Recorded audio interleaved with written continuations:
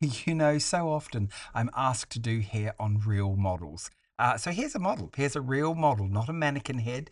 You can see on the top I've got a rectangular section, I've got a back ponytail, and now I'm going to use two Patrick Cameron crown lift hair pads. I'm going to brush the sides back and I'm going to pull these up.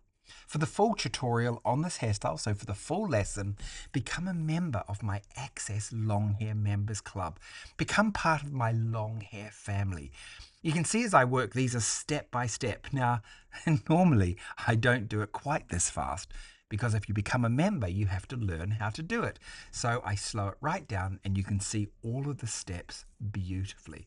On the top of the hair now, we're going to back comb this back to create a beautiful feeling through the top of the hair there like this. I love this look.